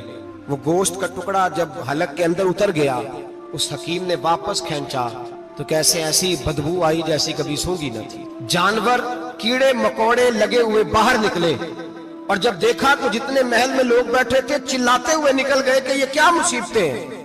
حکیم بھی اٹھ کے دوڑنے لگا، کہا تجھے کیا ہوا؟ کہنے لگے حجاج تیری بیماری زمینی نہیں، تیری مصیبت زمینی نہیں۔ کہا میری مرض تک تم کیوں نہیں پہنچ پا رہے؟ تو کہنے لگے لگتا ہے تو بد دعا کا مریض ہے، لگتا ہے تو ظلم کا مریض ہے، تو جبر کا مریض ہے۔ تڑپتا رہا، سسکتا رہا۔ ایک وقت وہ بھی آیا کہ گھر والوں نے کمرے میں بند کر کے تالا لگا دیا، دیوار سے ٹکرے مارتا۔ او بھائی، جو گناہوں کے بیمار ہوتے ہیں انہیں شفا نہیں ہوتی، جو ظلم، جبر، بربریت کے بیمار ہوتے ہیں انہیں سکون قلبی میسر نہیں آتا۔ دوائیاں ان بیماریوں کی بنی ہوئی ہیں جو بیماریاں زمینی ہیں، جو بیماریاں خوراک کی بد پرہیزی سے ہوتی ہیں، جو گناہوں کی بد پرہیزی سے ہوتی ہیں، ان کی بیماریاں، ان کی شفا توبہ ہے، ان کی شفا رجوع اللہ ہے، ان کی توبہ اللہ سے معافی مانگنے سے شفا ہوتی ہے۔ حجاج جب مرنے لگا تو بلایا، یہ رنگ بھی ذرا ملاحظہ کیجیے گا، دو چار قریبیوں کو بلایا، پتا ہوتا ہے نا اپنے کرتوتوں کا آدمی کو، پتا سارا ہے سردار لوکیتیاں، جب پتا ہوتا ہے سارا، بلا کے کہنے لگا جب میں مر جاؤں تو مجھے رات کو دفن کرنا۔ کیوں بھائی عورت ہے؟ کہنے لگا نہیں رات کو دفنانا۔ ٹھیک ہے رات کو دفنا دیں گے۔ پھر کہنے لگا جب صبح ہو جائے تو صبح ہونے سے پہلے پہلے میری قبر زمین کے برابر کر دینا، نشان مٹا دینا۔ کا وجہ تو کلمہ پڑھتا ہے، حضور کا حکم ہے کہ قبر کم از کم ایک بالش، ایک گیٹ اونچی ہونی چاہیے زمین سے کم از کم، تو تیری قبر مٹا دے۔ وجہ پتا ہوتا ہے اپنے ظلموں کا۔ کہنے لگا مجھے پتا ہے لوگ میرے مرنے کے بعد میری قبر بھی نہیں چھوڑیں گے، دنیا میں تو میرے جبر کی وجہ سے کوئی آ نہ سکا، لیکن میری قبر بھی لوگ جنازوں میں باتیں شروع کر دیتے۔ جنازوں میں نے ایسی بھی داستانیں سنی ہیں کہ کوئی مرا تو لوگ جوتوں کا ہار قبر پہ ڈالا ہے۔ نہیں بھائی، تو جب زندہ تھا تو تیرے جبر ظلم کی وجہ سے نہیں کو بول سکا۔ ایک تو ہے قیامت میں حساب ہوگا، یہاں دنیا میں حساب ہونے لگتا ہے۔ اتنی لمبی زبانیں لوگوں کی لٹک کر مرتے وقت باہر نکل آتی ہیں۔ دعا کریں، جمعہ ہے، اللہ تعالیٰ ایمان کی موت عطا فرمائے۔ دعا فرمائے رب تعالیٰ، اللہ تبارک و تعالیٰ توبہ کر کے جانے کی توفیق عطا فرمائے۔ جاگے جاگے اور سنے اور دعا کرے، اے اللہ تو ہمیں ظلم سے ویسے ہی محفوظ فرما، اگر ہم زیادتی کرنے لگے تو اے اللہ ہمیں اس سے منع فرما، ہمیں اس سے تو یہ توفیق دے کہ ہم باز آ جائیں اس گناہ سے۔ میرے بھائی، ایک تو دنیا میں سزا ہے، پھر قیامت کی سزا ہے، اور وہ زیادہ سخت ہے، وہ زیادہ سخت ہے۔ ہم لوگوں نے نا ہیلے بہانے بڑے بنائے ہوئے ہیں۔ بینک کے ساتھ کاروبار کرنے والا کہتا ہے نہیں مجبوراً لیا ہے، مجبوراً مر رہا تھا، تو آخری لمحوں پہ تھا تو جائز ہے، جائز ہے۔ اس وقت جب تجھے کھانے کو لقمہ نہ لگے تو حرام کھانا بھی جائز ہے۔ کیا دقت تھی؟ کیوں اللہ رسول کے مقابلے میں کھڑا ہوا تو؟ کیوں سود کا دھندا کیا؟ کیا تکلیف تھی؟ کہاں تو الجھ گیا تھا؟ ہم جان بوجھ کے اپنے لیے جہنم کٹھی کرتے ہیں، پھر کہتے ہیں سکون نہیں زندگی میں۔ کہاں سکون آئے گا؟ کیسے آئے گا؟ ہم نے خود آگ لگائی ہے چمن میں اپنے۔ جو قیامت کی سزا ہے، میرے نبی پاک علیہ السلام نے فرمایا رب تمہیں سامنے کھڑا کرے گا۔ اور کس طرح کھڑا کرے گا؟ فرمایا لوگوں کے وجود سے کپڑے اتر جائیں گے، زمین اس طرح دہکے گی جس طرح تانبا زمین پہ رکھا جائے اور آگ جلائی جائے۔ تانبا دیکھا ہے آپ لوگوں نے؟ یہ بھی گرمی گزری ہے نا، تو فرش پر جب سورج پڑتا تھا تو ننگے پاؤں چلا نہیں جاتا تھا۔ صحیح کہہ رہا ہوں؟ ننگے پاؤں، بچے کا پیر زمین پہ لگتا ہے تو چیخ اٹھتے ہیں، کہتے ہیں وہ جل گیا پیر، حالانکہ یہ فرش دنیا کے۔ اور اگر تانبے کے اندر خاصیت ہے کہ اگر کوئی دھات جلدی اور زیادہ گرم ہوتی ہے تو وہ تانبا ہے۔ میرے نبی نے مثال دی تو اس کی دی جو سخت تھا، فرمایا تانبے کی طرح زمین تپائی جائے گی، اور پھر ننگے پاؤں رب تمہیں کھڑا کرے گا۔ آج سورج کی پشت تمہاری جانب ہے، قیامت میں منہ تمہاری جانب ہوگا۔ نیزہ آپ نے دیکھا ہوگا، نیزہ ہوتا تھا، فرمایا یہ جو تم نیزے دیکھتے ہو صرف 1.25 نیزے کے برابر سورج قریب آ جائے گا، اور پھر اللہ تمہیں سامنے کھڑا کر کے تم سے سوال جواب کرے گا۔ اور حضور نے کہہ دیا ہے تو اب کسی نعت خواں کے کہنے سے بات بدل سکتی، کسی پیر کے کہنے سے جملہ بدل سکتا، کسی خطیب کے کہنے سے فکر نہ کرنا وہ سامنے جنت پڑی ہے، اب بات بدل سکتی؟ خدا کی رحمت پر بھروسہ رکھنا ضروری ہے، نبی پاک کی شفاعت کی امید رکھنا، بولیے لیکن جو حضور نے بیان کیا ہے اس کو ماننا بھی یہ بھی ضروری ہے. میرے نبی پاک نے فرمایا اللہ تم سے حساب لے گا اور اللہ پوچھے گا, تم نے جواب دینا ہے. حضور کس کس شے کا؟ فرمایا جو پہنتے ہو اس کا جواب نہیں دینا, جو کھاتے ہو اس کا جواب نہیں دینا, جو اللہ کے راستے میں دیتے ہو اس کا جواب, باقی ہر شے کا جواب دینا ہے. ادھر جو پلاٹ ہے اس کا بھی جواب دینا ہے, اور جو بچوں کو پیسے بتائے ان کا بھی جواب دینا ہے, جو چھپائے ہیں ان کا بھی. ثم لتسألن یومئذ عن النعیم, جو کمیٹی اپنے محلے میں ڈالی ہے اس کا بھی جواب دینا ہے, جو سسرال کے علاقے میں ابا جی سے چوری ڈالی ہوئی ہے اس کا جواب بھی, سب کا جواب دینا ہے, تمام حساب کتاب. اور اللہ فرماتے ہیں میں سامنے کھڑا کر کے ہر سوال کا تجھے ہر سوال کا جواب صاحب. اچھا یہ جو بڑے لوگ تھے وہ حساب سے ڈرتے تھے, ہم چھوٹے لوگ ہیں ہم حساب سے ہم نہیں ڈرتے, ہم کہتے ہیں دیکھی جائے گی. بڑے لوگ جو تھے وہ حساب سے, حضرت ابو بکر صدیق دعا کرایا کرتے تھے, دعا کرو اللہ مجھ سے حساب نہ پوچھے. حضرت عمر فاروق رضی اللہ تعالیٰ عنہ اپنے بیٹے سے کہتے تھے بیٹا اپنے باپ کے لیے رحمت کی دعا کرنا, میں درگزر والا ہوں, میں حساب والا کوئی نہیں. بڑے لوگ ڈرتے تھے, بڑے لوگ. حضرت عثمان غنی قبر پہ کھڑے ہوتے تھے تو داڑھی آنسوؤں سے بھیگ جاتی. غلام کہتے ہیں حضور 3 دفعہ نبی پاک نے آپ کو جنت کی بشارت دی, 3 دفعہ بشارت دی ہے تو آپ کیوں اتنا روتے ہیں؟ عثمان غنی فرماتے جس رسول نے مجھے جنتی کہا ہے اسی محبوب نے مجھے فرمایا تھا عثمان قبر آخرت کی منزلوں میں سے پہلی منزل ہے. اور آپ فرماتے میرے تو کمرے میں دیا گل ہو جائے تو مجھے ڈر لگتا ہے, اس میں تو مکمل اندھیرا ہے. آپ فرماتے کھڑکیاں بند ہو تو دم گھٹنے لگتا ہے, اس کو تو دروازہ ہی کوئی نہیں, روشن دان تک نہیں. بھائی جو بڑے تھے وہ ڈر رہے تھے. مولا علی شیر خدا نماز کا وضو کر کے کانپتے تھے, کانپتے. علی آپ مرحب کے سامنے نہیں کانپے, خیبر کا دروازہ اکھاڑتے نہیں کانپے, بدر احد خندق حنین اور خیبر میں نہیں کانپے, تو یہاں آپ فرمانے لگے مالک کے سامنے جاتے ہوئے ڈر آتا ہے. بڑے لوگ کانپتے تھے, بڑے لوگ. آج کون سا جمعہ ہے؟ سارے بولیے. حالانکہ یہ اگلے سال دوبارہ آئے گا, ہمارا نہیں پتا کہ ہم ودا ہو جائیں کہ کیا بنے. یہ کون سا جمعہ ہے؟ آیا جمعہ تو ودا, آئے ہم. آج ایک فکر لے کر کے جانا, ایک سوچ. جہاں روز رات کو بیٹے کی ٹینشن, بیٹی کی ٹینشن, بھائی کی ٹینشن, پوتے کی ٹینشن ہوتی ہے نا, ایک ٹینشن اور اپنے آج ایک ٹینشن بڑھا لو, قبر کی ٹینشن پیدا کر لو, قیامت کی تھوڑی سی فکر کر لو, تھوڑی سی, ایک لمحے کے لیے صحیح تھوڑا خیال پیدا کرے. حضرت حسن بصری نام سنا ہوا ہے نا, یہ حضرت علی کے شاگرد ہیں, نبی پاک کے گھر میں آ جاتے تھے کئی دفعہ, بچے تھے جب. حضرت حسن بصری تابعی ہیں, فرماتے خانہ کعبہ میں عمرہ کرنے گیا, طواف کعبہ کر رہا تھا تو بڑا عجیب منظر ہوا, رات کی تنہائی ہوئی. اس وقت کئی دفعہ طواف بند بھی ہوتا تھا, اس لیے کہ رش کم ہوتا تھا تو رات کو سب سو جاتا تھا. کہتے رات ذرا گہری ہوئی تو لوگ اپنا اپنا خیمہ لے کے جاتے تھے. اب تو ہوٹل ہے نا تو خیمے لگتے تھے, لوگ خیمہ لے کے جاتے تھے, جہاں جگہ ملتی تھی خیمہ لگا کے رہتے تھے. فرماتے میں رات کو سویا خیمے میں, ایک دردناک آواز آئی, میٹھی ہے دھیمی ہے پر درد بڑا ہے. کوئی رونے والا رو کے کہتا ہے اللہ حساب قیامت میں مجھ سے نہ لینا, اے اللہ تنہائی میں جتنا مرضی حساب لینا پر لوگوں کے سامنے نہ لینا. اور پھر کہتا ہے اللہ فضل تو تب کرے جب تو میرا حساب پوچھے ہی نہ. پھر چند منٹ گزرے تو پھر وہ رونے لگا, میرے کانوں میں آواز آئی, کہنے لگا اے اللہ حساب تو ان کا لیا جاتا ہے جو حساب کے قابل ہوتے ہیں. اعلیٰ حضرت کہتے ہیں نا رضا سے تو کیا حساب لے گا, رضا بھی کسی حساب میں. اے اللہ میں قابل نہیں, مجھ سے حساب نہ لینا. کہتے تھوڑی دیر گزری تو پھر وہ رونے لگا, پھر ذرا سانس سنبھلے تو پھر کہنے لگا اے اللہ میں تو لوگوں کو کوئی بندہ حساب پوچھ لے تو نہیں دے سکتا, میں تجھے کیسے حساب دوں گا. پھر تڑپنے لگا. کہتے تھوڑی دیر گزری تو پھر ایک لفظ انہوں نے کہے رونے والے نے, کہنے لگے اللہ دیکھ تیرے محبوب کا فرمان ہے جو معافی مانگے تو اسے معاف کر دیا کرتا ہے. اے اللہ میں معافی مانگنے آیا ہوں اور مسجد نہیں آیا, میں کعبۃ اللہ ہی آ گیا ہوں. کہتے وہ اتنا روئے کہ چیخ آئی ان کی, اور جب دھڑام سے کوئی زمین پہ گرا تو میں پریشان ہوا کہ اب تو بے ہوش ہو گیا. فرماتے ہیں میں زور سے اٹھا فٹافٹ اور اس شخص کی طرف بڑھا. میرے دل میں خیال ہے کوئی گناہگار ہے بیچارہ, تو چلو میں بھی دعا کرتا ہوں, اس کو کہتا ہوں بیٹے فکر نہ کر, اللہ تیری مدد کرے گا. فرماتے میں گیا اس نیت کے ساتھ کہ میں کہوں گا چلو اٹھو تم بھی دعا کرو, میں بھی کرتا ہوں, اللہ ہم سے حساب نہ پوچھے. کہتے میں گیا تو وہ شخصیت بے ہوش پڑی تھی, کالے سیاہ بال ان کے چہرے پہ بکھرے ہوئے تھے. کہتے لوگوں جب میں نے زلفیں ہٹائیں چہرے سے تو میرا وجود کانپنے لگا آسمان ٹوٹ پڑے گا, زمین پھٹ جائے گی, ستارے بکھر جائیں گے. آج بہ جائیں گے سمندر. فرماتے ہیں میری چیخیں نکل گئی. یہ کوئی گناہگار تو نہیں, یہ تو حضرت فاطمہ کے پوتے امام زین العابدین ہے.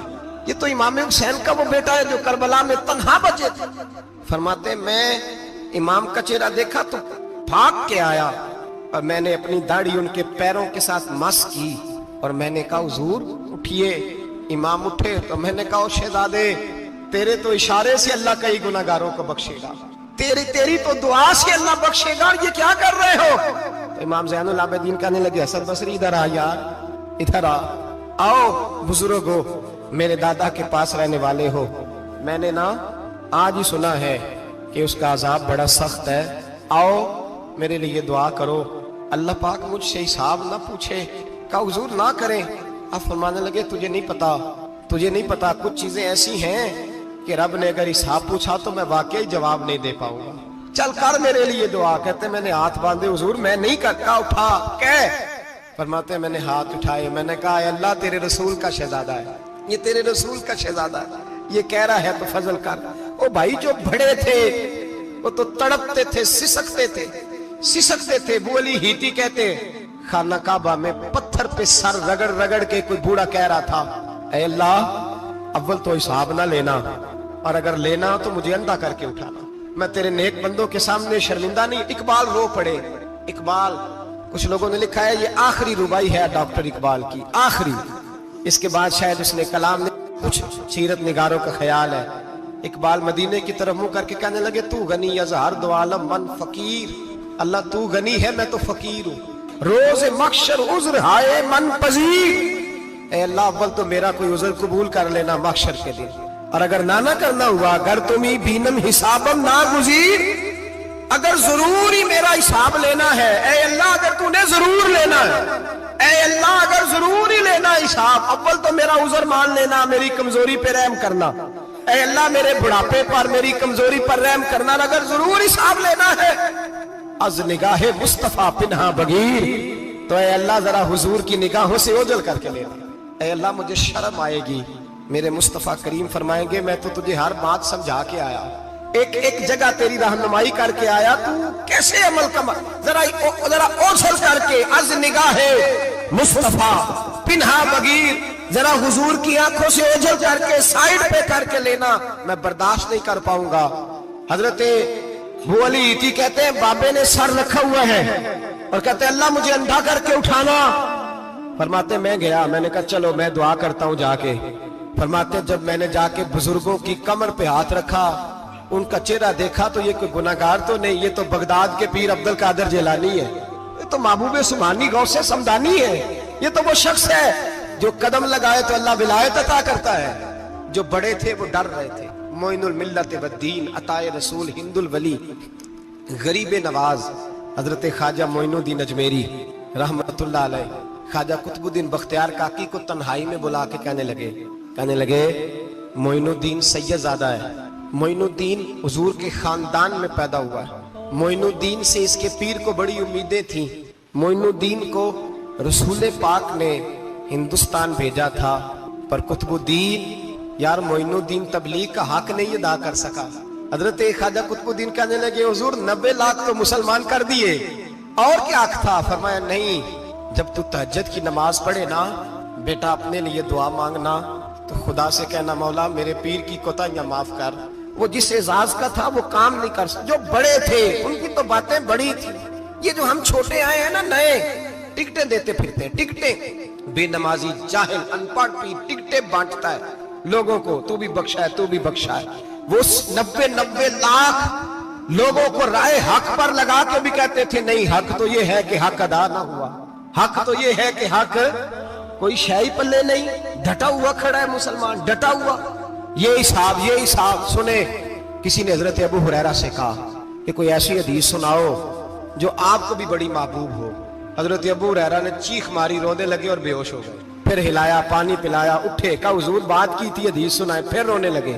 ہمیں تو نہیں نہ رونا آتا, ہمیں تو تب آتا ہے جب بیٹا بات نہ مانے, ہمیں تو تب آتا ہے جب کاروبار میں نقصان ہو جائے, ہمیں تو تب رونا آتا ہے جب ہمارا کوئی دوست ہمارے بارے میں غلط بات کر دے, بے عزتی دنیا کی ہو جائے. حضرت ابو ہریرہ 3 دفعہ ہوش آیا, 3 دفعہ روئے.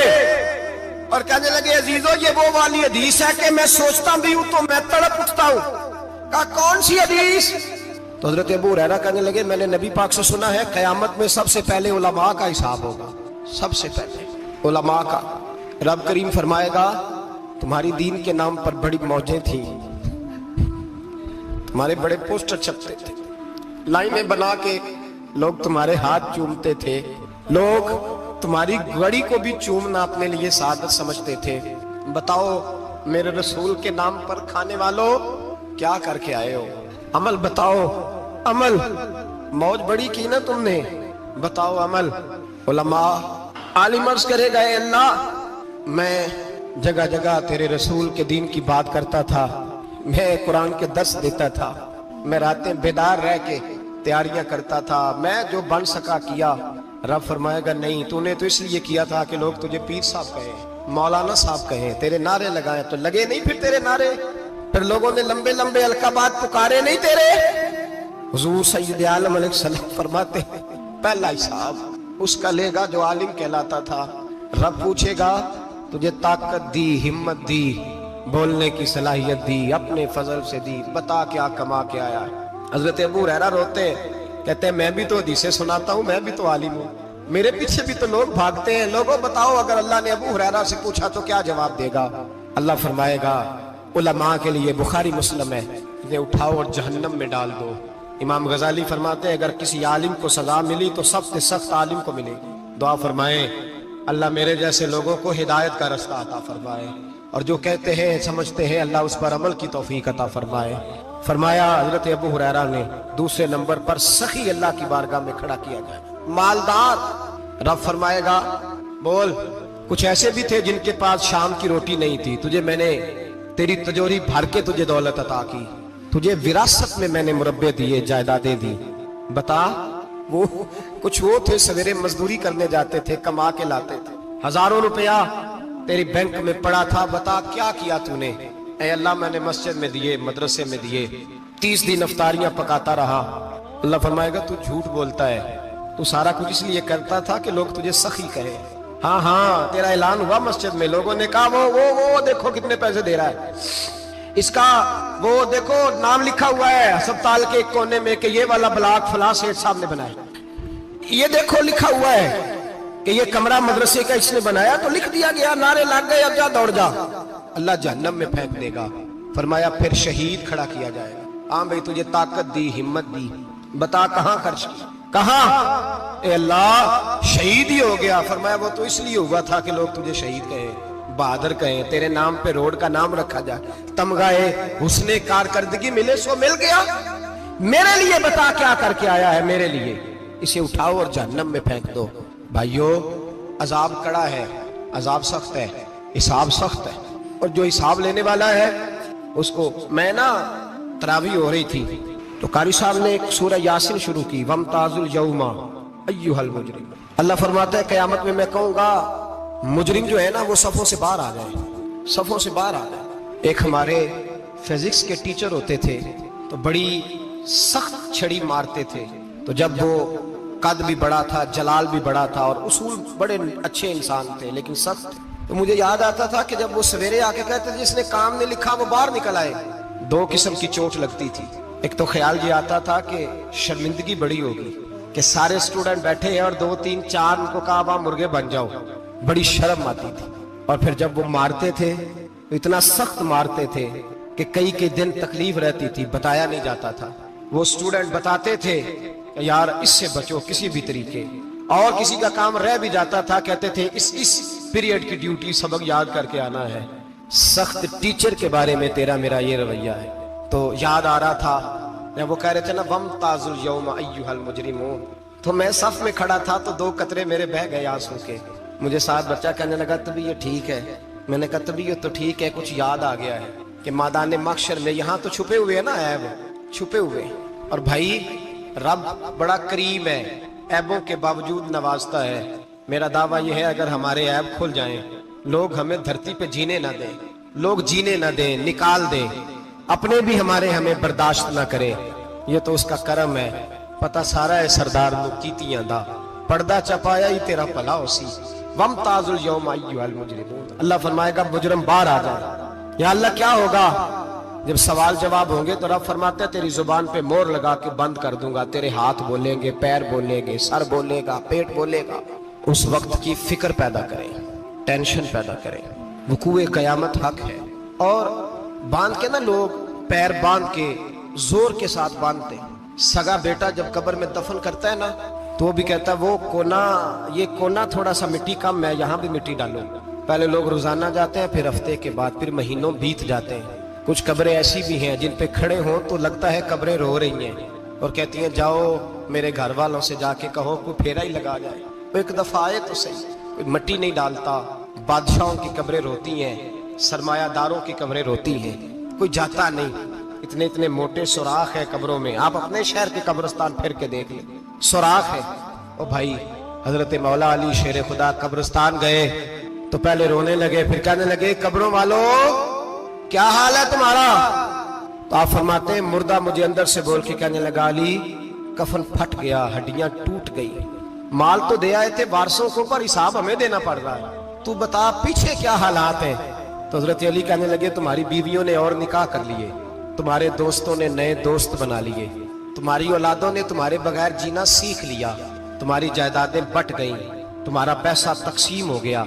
पहले तो कोई तुम्हारा नाम लेता था, अब तो तुम्हारा जिक्र खत्म हो गया। अब तो एक दो नस्ल तक तुम्हारा जिक्र था, अब तो तुम्हें याद ही कोई नहीं करता। कहते हैं लोग यहाँ कोई रहा करता था, यहाँ कोई हुआ करता था, अब तो तुम किस्सा पारीना, किस्सा माजी हो गए।